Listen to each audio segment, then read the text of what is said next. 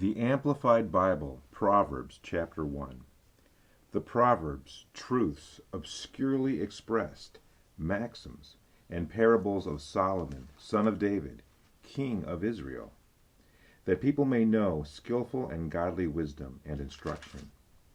Discern and comprehend the words of understanding and insight. Receive instruction in wise dealing and the discipline of wise thoughtful righteousness, justice, and integrity, that prudence may be given to the simple, and knowledge, discretion, and discernment to the youth. The wise also will hear and increase in learning, and the person of understanding will acquire skill and attain to sound counsel, so that he may be able to steer his course rightly, that people may understand a proverb and a figure of speech, or an enigma with its interpretation, and the words of the wise and their dark sayings or riddles. The reverent and worshipful fear of the Lord is the beginning and the principal and choice part of knowledge, its starting point and its essence. But fools despise skillful and godly wisdom, instruction, and discipline. My son, hear the instruction of your father.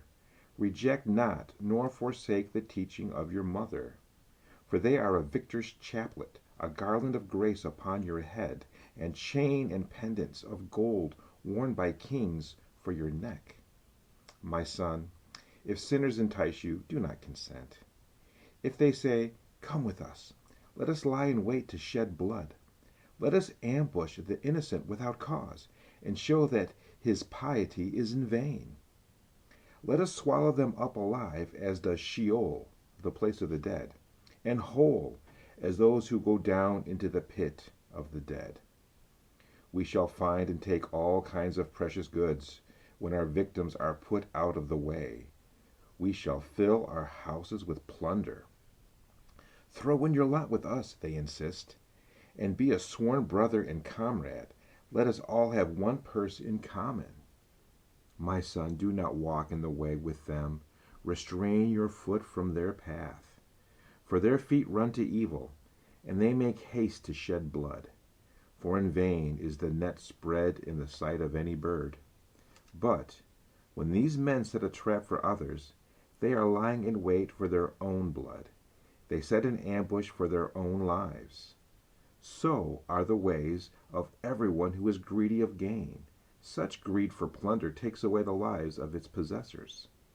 Wisdom cries aloud in the street. She raises her voice in the markets. She cries at the head of the noisy intersections, in the chief gathering places. At the entrance of the city gates she speaks.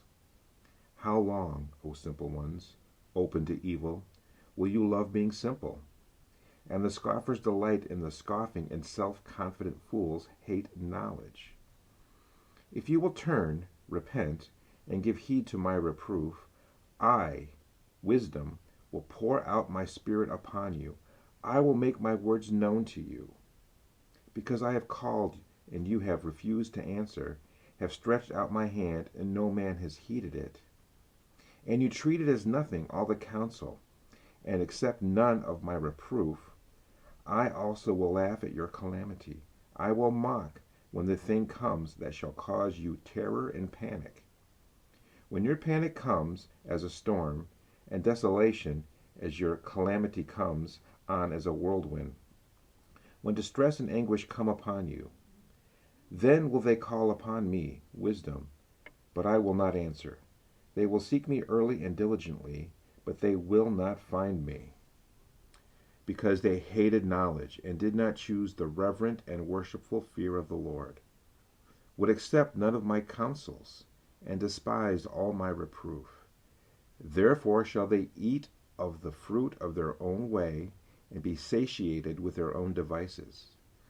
For the backsliding of the simple shall slay them, and the careless ease of self-confident fools shall destroy them. But whoever hearkens to me, wisdom, shall dwell securely and in confident trust, and shall be quiet, without fear or dread of evil.